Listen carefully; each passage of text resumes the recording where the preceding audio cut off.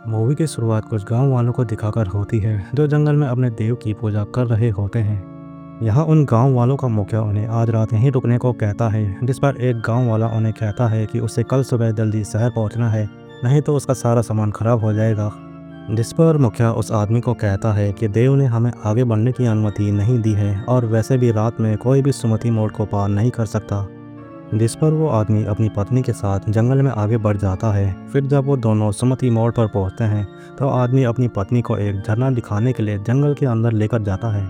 फिर जब वो दोनों झरने के सामने होते हैं तब उनके सामने एक औरत आती है जो हूबहू उस आदमी की पत्नी की जैसे दिखाई देती है। लेकिन तभी उस औरत की आंखें सफ़ेद हो जाती हैं, जिसको देखकर वो दोनों ही डर जाते हैं।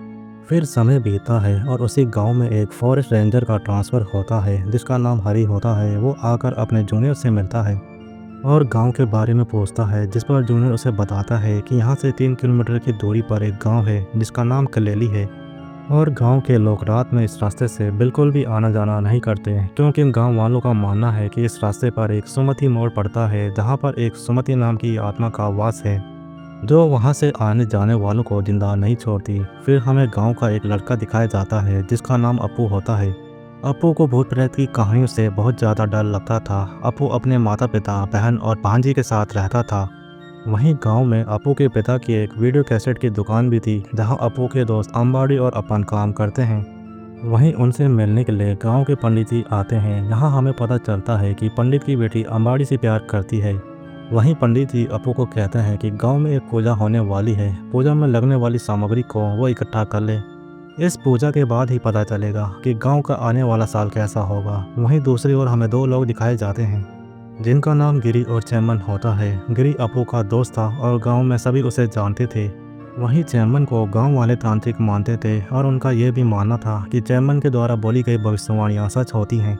ये दोनों सुमति मोड़ पर आकर रुकते हैं जहाँ चैमन उतर कर पेड़ के पास आता है। इसी पेड़ के पास चैमन के माता पिता को सुमति ने मारा था, इसलिए चैमन वहाँ पर एक नींबू गाड़ के चला जाता है जहाँ उनके जाते ही नींबू से खून निकलता है। वहीं गांव में पूजा की तैयारी चल रही थी जहाँ भद्र नाम का आदमी भी मौजूद था जो अपू को देखकर बहुत ज़्यादा चिढ़ता है। यहाँ हरी का जूनियर उसे बताता है कि भद्रा की जिस लड़की से शादी होने वाली थी अपू ने उसके पसंद की लड़की के साथ रात में इस गांव से भागने में मदद की थी। तब से उस लड़की का कोई अता पता नहीं है और इसलिए तब से उनके बीच दुश्मनी है। फिर जूनियर एक औरत की ओर इशारा करके बताता है कि इसका नाम बिंदु है और इसके पति को सुमति ने मार डाला था, जिसकी लाश वहीं सुमति मोड़ पर मिली थी। इसके बाद इंदु अपू के पास आती है तो अपू उससे पूछता है कि उसने भद्रा के पास से काम क्यों छोड़ा, जिस पर वो बताती है कि भद्रा ने उसके साथ गलत करने की कोशिश की और कहीं वो उसकी बेटी के साथ भी कुछ गलत ना करते, इसलिए उसने वहाँ से काम छोड़ दिया। यह सुनकर अपू को गुस्सा तो आता है लेकिन इंदु उसे कुछ भी करने से रोकती है। फिर अपू इंदु से कहता है कि वो उसकी दुकान में काम करने के लिए आ जाए, वो उसे सैलरी भी ठीक ठाक देगा, जिस पर इंदु मान जाती है। तभी वहाँ एक फैमिली आती है जिसे देखकर जूनियर हरी को बताता है कि ये वही फैमिली है जिसकी लड़की को अपू ने भगाया था, इसलिए ये लोग अपू से कुछ ज़्यादा ही नाराज़ हैं। फिर जूनियर आगे बोलता है कि इस फैमिली का छोटा बेटा आर्मी में है जिसका नाम महेश है। वो जब भी गांव आता है तो अपू और उसके बीच लड़ाई ज़रूर होती है, लेकिन महेश की जो पत्नी है वो अपू की अच्छी दोस्त है, इसलिए वो अपू से आकर बात करती है। लेकिन अपू उसे बताता है कि मालू को भगाने में उसका कोई हाथ नहीं है, लेकिन फिर भी गांव वाले उसे ही दोषी मानते हैं। फिर जब रात हो जाती है तो जंगल के आदिवासी वहां आते हैं और फिर वो सभी अपने देव की पूजा करते हैं, जिनमें से एक इंसान पर गांव के देवता आ जाते हैं। फिर वो गांव के भविष्य के बारे में बोलने लगते हैं, जहां सबसे पहले वो चैमन के पास आते हैं और उसे एक चीज़ देते हैं और कहते हैं कि अगली सुबह वो मोड़ पर जाकर उसे गाड़ दें। फिर वो अपू के पास आते हैं और टीका लगाते हुए कहते हैं कि तुम्हें संभल के रहने की ज़रूरत है क्योंकि तुम्हारे पीछे मुसीबत आने वाली है। फिर पूजा खत्म होने के बाद सभी लोग रात में वहीं रुकते हैं, लेकिन एक ढोल वाला वहाँ से चला जाता है। फिर वो आदमी मोड़ से गुजर रहा होता है, तब उसे किसी की आवाज़ सुनाई देती है। यहाँ पर वो सामने देखता है जहाँ एक सड़ी लाश उसके सामने होती है। ये देखकर आदमी बहुत ज़्यादा डर जाता है। तभी उसके पीछे हम किसी को खड़ा देखते हैं जिसके नाखून बहुत ज़्यादा नुकीले होते हैं। वो आदमी पीछे मुड़ के देखता है लेकिन वहाँ कोई नहीं होता। तभी वो एंटिटी उसके सामने आ जाती है जिसका चेहरा बहुत भयानक होता है। उसे देखकर वह आदमी वहीं बेहोश हो जाता है। इधर अपू को भी भयानक सपना आता है जिससे डरकर वह उड़ जाता है। इसके बाद वो गांव में हो रही शादी में जाता है जो दरअसल अपू की एक्स गर्लफ्रेंड की थी, जिसकी वजह से अपू को थोड़ा दुख होता है। अपने आप को शांत करने के लिए अपू खाना सर्व करने में लग जाता है, जहाँ पर भद्रा अपू को ताने मारता है, जिससे गुस्सा होकर अपू भद्रा को मारने आता है, लेकिन गलती से उसका हाथ भामा नाम की लड़की को लग जाता है। भामा उसी परिवार की छोटी बेटी थी, जिसकी बड़ी बेटी को भगाने का आरोप अपू पर लगाया जाता है। यहाँ भामा के पिता उसे अपू पर केस करने को कहते हैं, लेकिन भामा केस करने से मना करती है और कहती है कि अपू ने उसे गलती से मारा है, जिसके कारण अपू पर केस नहीं होता। फिर रात में भामा के पिता मथुरा के थिएटर में होते हैं, जहाँ वो अपू को सबक सिखाने की बात कर रहे थे। इस पर इंस्पेक्टर उन्हें बताता है कि गांव में एक नया एसआई आने वाला है, जो बहुत बेईमान है और वही हमारी मदद कर सकता है। इसके बाद नए एसआई को दिखाया जाता है, जो फॉरेस्ट चौकी के पास आता है और वो हरी को रास्ता खोलने को कहता है। हरी उसे रात में जाने से मना करता है, लेकिन एसआई उसकी नहीं सुनता और वो जंगल में आगे बढ़ जाता है, जहाँ सुमति मोड़ पर उसकी गाड़ी खराब हो जाती है। यहाँ एसआई हल्का होने के लिए झाड़ी के पास जाता है, जहाँ एसआई को एक आदमी नज़र आता है जो स्मोक कर रहा था। फिर जब एसआई उसकी शक्ल देखता है तो वो डर जाता है, क्योंकि वो आदमी उसके जैसा ही दिख रहा था और उसकी आंखें सफ़ेद थी। मगर तभी उसकी गाड़ी में आग लग जाती है और वो गाड़ी एसआई की ओर बढ़ने लगती है, जिसे देखकर एसआई बेहोश हो जाता है। फिर अगले दिन हरी और उसके साथी एसआई की मदद करते हैं। वहीं अपू तैयार होकर अपनी भांजी के स्कूल जाता है, क्योंकि भामा उसी स्कूल में टीचर थी और अपू उससे मिलकर माफ़ी मांगना चाहता था। लेकिन स्कूल में भामा का छोटा भाई अपू को देख लेता है और वो अपनी बहन का बदला लेने के लिए अपू को जोरदार थप्पड़ मारता है, जिससे अपू बेहोश हो जाता है। फिर जब दुकान में अपू के दोस्तों को पता चलता है तो वो अपू का मजाक बनाते हैं, जहाँ स्कूल की दीपा टीचर आकर अपू को बोलती है कि भामा उससे मिलने आई है, जिस पर अपू भामा के पास जाकर उससे बात करता है और अपने किए की माफ़ी मांगता है, जहाँ भामा भी अपू से माफ़ी मांगती है अपने भाई के बुरे बर्ताव के लिए। और यहाँ हम देखते हैं कि वो दोनों एक दूसरे को पसंद करने लगे थे। फिर रात में अपू और उसके दोस्त शहर से गाँव की ओर जा रहे थे, तब फॉरेस्ट रेंजर हरी उन सभी को रोक लेता है, क्योंकि रात होने पर वो रास्ता सभी के लिए बंद कर दिया जाता है। इसलिए अपू और उसके दोस्त फॉरेस्ट चौकी में ही रुक जाते हैं, जहाँ पर वो सभी दारू पीते हैं और खूब खाते हैं। और तभी उनके सामने गांव की एक बूढ़ी औरत भी आ जाती है, जो उन्हें सुमति की कहानी सुनाने लगती है। वो उन्हें बताती है कि कई साल पहले अंग्रेज़ों के समय में यहाँ पर सुमति नाम की एक लड़की रहा करती थी। वो इतनी ज़्यादा सुंदर थी कि पूरा गाँव उसके लिए पागल था। उसी समय उस जंगल में एक कबीले के लोग भी रहा करते थे, और वो जो कबीला था वो तंत्र विद्या में बहुत ज़्यादा माहिर था। सुमति को उस कबीले के एक लड़के से प्यार हो गया था, जिसकी वजह से वो प्रेग्नेंट हो गई थी। इससे गांव वाले बहुत ज़्यादा खुश हुए थे, लेकिन कबीले के लोगों का मकसद कुछ और ही था। वो लोग प्रेग्नेंट महिला की बलि दिया करते थे अपनी तंत्र साधना को बढ़ाने के लिए।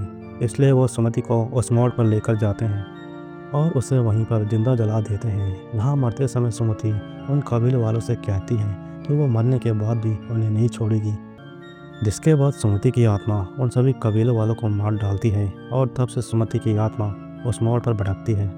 लेकिन उसने आज तक किसी भी गांव वालों को नुकसान नहीं पहुंचाया है, क्योंकि वो उन सबकी रक्षा करती है बुरी आत्माओं से।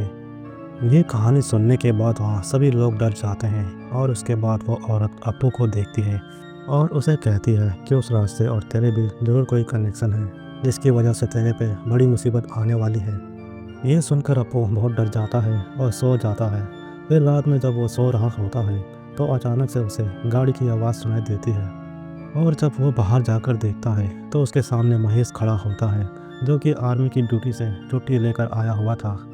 हरी भी आकर महेश से मिलता है और उससे चाय पानी के लिए पूछता है, जिस पर महेश उसे कहता है कि उसे कुछ भी नहीं पीना है। फिर अगली सुबह होते ही वो सभी लोग गांव जाने के लिए तैयार हो जाते हैं, जहां महेश को लेने के लिए भद्रा आता है। फिर इसके बाद रात में महेश एसआई को अपने घर बुलाता है और उसे दारू पिलाता है, ताकि एसआई उसकी बहन को ढूंढने में उसकी मदद करे। लेकिन महेश की पत्नी को ये बिल्कुल भी पसंद नहीं आता। वो महेश से कहती है कि घर में किसी शराबी को नहीं लाना चाहिए, जिस पर यह बात एसआई भी सुन लेता है और वो वहाँ से जाने लगता है। यहाँ पर वो जाते हुए महेश से कहता है कि वो बिल्कुल भी चिंता ना करे, उसकी बहन के साथ जो भी कुछ हुआ वो उसका पता लगा कर रहेगा। इधर दीपा टीचर को लेबर पेन शुरू हो जाता है, जिसकी वजह से बूढ़ी औरत दीपा को जल्दी से हॉस्पिटल ले जाने को बोलती है, जिस पर अपू, उसके दोस्त और उसके पिता साथ में जाने के लिए तैयार हो जाते हैं। वो सभी एक वैन में बैठकर जंगल को पार करने लगते हैं। लेकिन सुमति मोड़ पर जाते ही एक बड़ा सा पेड़ टूटकर रास्ते पर गिर जाता है। यहाँ सभी लोग मिलकर पेड़ को उठाने की कोशिश करते हैं, लेकिन उनसे वो पेड़ हिल भी नहीं पाता। मगर तभी अप्पू के पिता का ध्यान वैन की ओर जाता है, जहाँ से दीपा की आवाज़ आना बंद हो चुकी थी। यहाँ पर वो देखते हैं कि दीपा वैन से गायब थी और उसकी आवाज़ जंगल के अंदर से आ रही थी, जिस पर वो सभी अलग होकर दीपा को जंगल में ढूंढने लगते हैं, जहाँ सुमति की आत्मा दीपा के रूप में आकर उन सभी को डराने लगती है। जहाँ पर पहले वो अप्पू के पिता को दिखती है, वो भी बिना सिर के, वहीं वो अंबाड़ी को दिखाई देती है जो झरने में कूद जाती है। फिर वो अप्पू के सामने होती है, जहाँ पर वो अपना पेट फाड़कर बच्चे को बाहर निकाल लेती है, जिसे देखकर अप्पू बहुत ज़्यादा डर जाता है। लेकिन तभी वहाँ चैमन आ जाता है और वह उन सभी को सुरक्षित जंगल से बाहर निकाल देता है।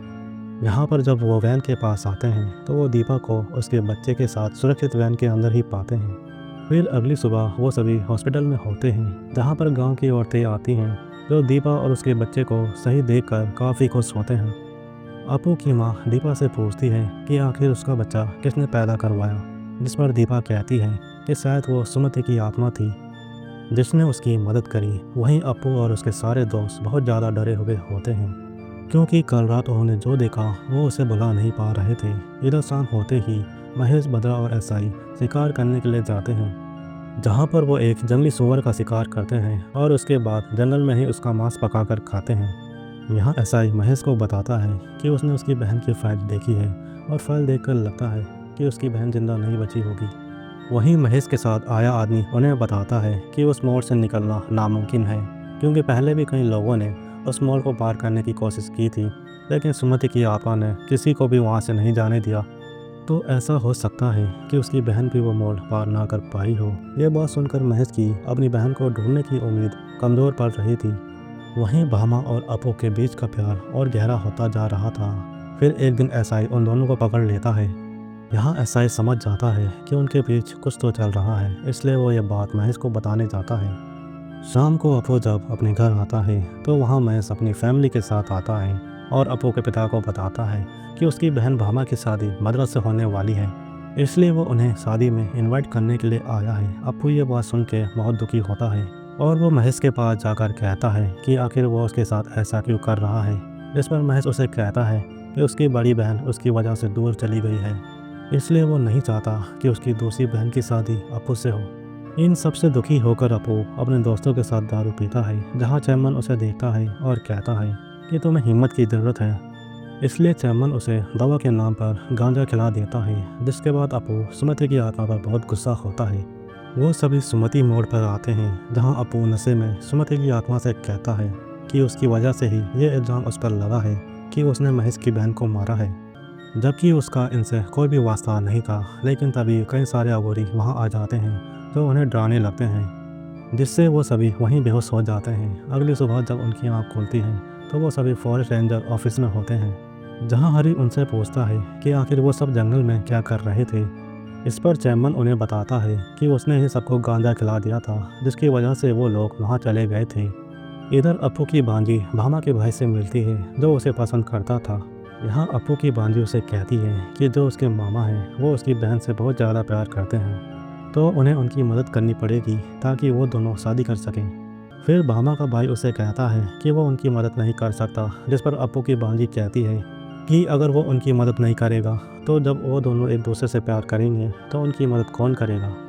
ये सुनकर भामा का भाई खुश हो जाता है और मदद करने के लिए राज़ी हो जाता है। फिर वो उसे बताता है कि उसकी दीदी ने उसे 3 दिन पहले एक लेटर दिया था अप्पू को देने के लिए, जो उसने जानबूझकर नहीं दिया, लेकिन अब वो जा रहा है देने के लिए।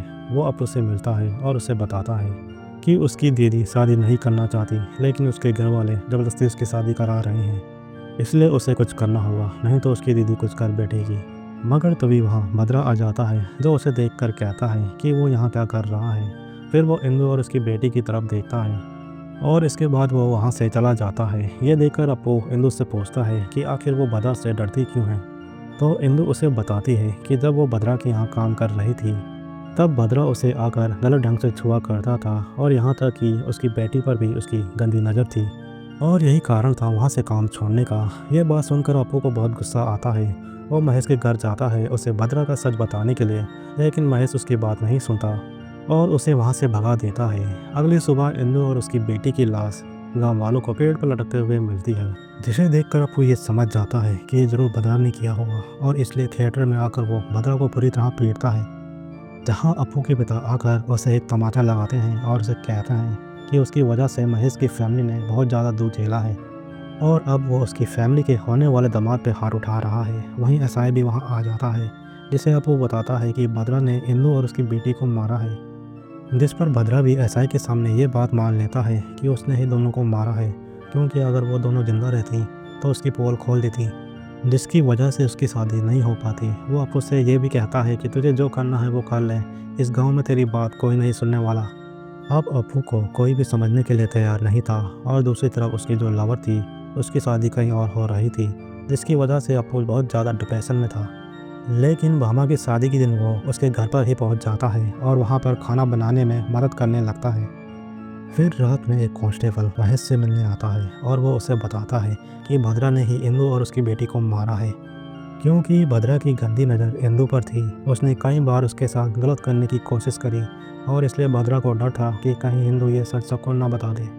इसलिए भद्रा ने एसआई के साथ मिलकर उन दोनों को जान से मार दिया। महेश जब ये बात सुनता है तो वो हैरान हो जाता है और वो डिसाइड करता है कि वो अपनी बहन की शादी ऐसे हैवान से नहीं करा सकता। फिर रात में ही खबर मिलती है कि भामा शादी से कहीं भाग गई है और सबको लगता है कि वो अपू के साथ ही भागी होगी, लेकिन अपू तो वहीं पर मौजूद था, जो सबसे कहता है कि वो उसके साथ नहीं भागी है। लेकिन भामा की फैमिली उसकी बात नहीं मानती और उनमें हाथापाई होने लगती है।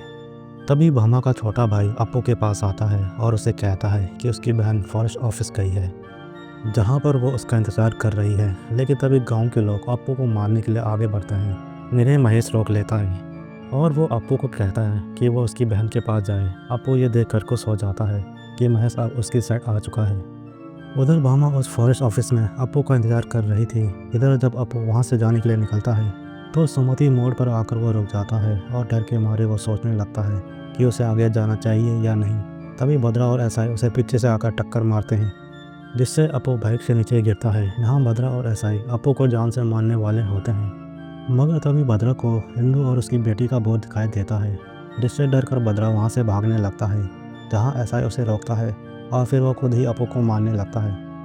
लेकिन तभी अपू के अंदर सुमति की आत्मा आ जाती है और वो एक एक करके भद्रा और एसआई को जान से मार देती है और धुल में वो सभी गायब हो जाते हैं। फिर महेश आकर अपू को जगाता है। इसके बाद अपू भामा के पास आता है और अगले दिन उनकी फैमिली आमने सामने होती है। जहां भामा के घर वाले उसे अपने साथ ले जाना चाहते थे, तभी वहां भामा की बड़ी बहन अम्मू आती है और सबको बताती है कि अपू ने उसे भगाने में कोई मदद नहीं की थी। वो खुद ही अपनी मर्जी से गांव छोड़ के एक लड़के के साथ गई थी और वो लड़का और कोई नहीं बल्कि फॉरेस्ट ऑफिसर हरी होता है, जो उस गांव में आया ही था सबको मनाने के लिए। यहाँ भामा की फैमिली भी मान जाती है अपू और भामा की शादी के लिए। फिर जब अपू हरी और महेश को थैंक्स कहता है उसकी मदद करने के लिए, तो यहाँ उसे पता चलता है कि उन्होंने उसकी मदद नहीं की, बल्कि वो सुमति की आत्मा थी जिसने उसकी जान बचाई और उसकी मदद करी। और यही मूवी का अंत होता है।